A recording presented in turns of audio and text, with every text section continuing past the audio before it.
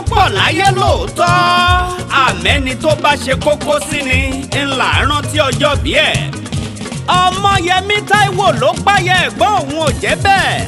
Ó láya rere tí ń pọ́n tẹbí tará lé ni tá a bá dánú ayẹyẹ f'Olúbùnmi Abọ́sẹ̀dé kò léèwọ̀. Ǹlẹ́ o aya Olúwaṣẹ́gun Rùfáì àti dúpẹ́ ọjọ́ òní kò ó bá ọ láyé la ṣe bọ́ ọ dúpẹ́ fọ́bọ lọ́pẹ́ tọ́pẹ́ yẹ tí ò jẹ́ káyẹyẹ rẹ̀ ó di yẹ̀yẹ́. Ọlọ́jọ́ bí òní o Olúbùnmi Abọ́sẹ̀dé Elizabeth ijó ọpẹ́ yá gbọ́wọ́ ọjọ́ gẹ́ngẹ́ kò sí fòyà. Aya Rùfáì ńlá dé orí ọ̀kín tí ò jọ tẹyẹkẹyẹ ni wọ́n fi ń pé ẹ máa yọ́nú sólúbùnmi tó ń ṣọjọ́ bí lónìí. Táíwò ló pé àti filé pọtí fọ̀nà roka. Ẹ jẹ́ kájọ fagbada díran tó bá jẹ́ nítorí ìyàwó tó ń pọ́n ya ọkọ léyìí ó tó bẹ́ẹ̀ ó jù bẹ́ẹ̀. Happy birthday and wedding anniversary to you Olúbùnmi Abọ́sẹ̀dé. Today is a special day for you and you deserve special wishes. Ǹlẹ́ o mọ́mí Adùn Olúwa ò ní kánjú kú. Mọ́mí Àńjọlá Olúwa ọlá Olúwa ò ní fi ọ́ sílẹ̀. Ó pọ̀ ta ló sọ pé kò pọ̀ kẹ̀. Orí Ọlọ́run láyé Olúbùnmi aya Rùfáì òun gangan ni OPP tó pọ̀ pa. Double celebration lèyí. Olúwaṣẹ́gun àtolúbùnmi ló ṣe wedding anniversary tó papọ̀ mọ́jọ́ bí ìyàwó alálùbáríkà.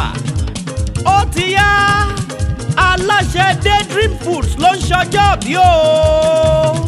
Indoor and outdoor catering tó ta lẹ́nu bẹ́ẹ̀ bá fẹ́ cake lóríṣiríṣi àrà ọ̀dọ̀ ọlọ́jọ́ bí òní ni ẹ máa bọ̀. Ó yẹ sọ̀rọ̀ Abọ́sẹ̀dé Elizabeth sọ̀rọ̀ sókè kó o fẹnu ọpẹ́ dúpẹ́ fọ́bọ̀ ọlọ́pẹ́ tọ́pẹ́ tọ́ sí tó jẹ́ kó rọ́jọ́ òní láyọ̀. Ọlọ́jọ́ bí òní o ìyá ọkọ rẹ Ọmọyẹmí Táíwò ló pé kí n sìn ẹ́ délé bàbá tó bí ẹ lọ́mọ níjẹ̀rọ Èkìtì. Ṣé ìwọ lọmọ wọn níjẹ̀rọ Èkìtì? Ẹ̀yin lọmọ olókè méjì takọtabo lórí ara wọn. Ṣé ẹ̀yin lọmọ wá ọmọ ẹkùn? Ẹ̀yin ló tún òbalù ọmọ ọbalẹ̀ yakira. Ṣé àti kéré àti gèrè ni wọ́n ti ń jẹ wọ̀n tù nílé bàbá tó bí yín lọ́mọ? Ṣé iṣẹ́ là á ṣe ká tó lówó? Òwò là á ṣe ká tó là? Ìran bàbá yín lọ máa sùn kóòrò ó tó là? Ẹ̀yin lọ máa tẹ́nímọ́ níwọ̀n gbègbè ọmọ aṣọ lọ̀rí àwọ̀. Ṣé ó kú láàárọ̀ ó ṣẹ́kù lálẹ́ ni wọ́n kílé bàbá yín níjẹ̀rọ Èkìtì? Ẹ̀yin lọmọ pópó kìkì aṣọ ọ̀bùn.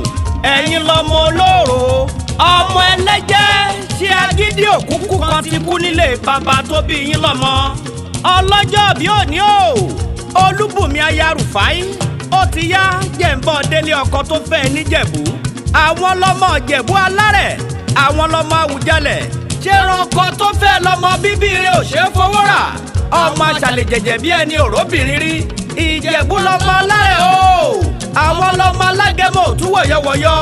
Ọmọ adìẹ bà lókùn aró òrokùn aró òradìyẹ.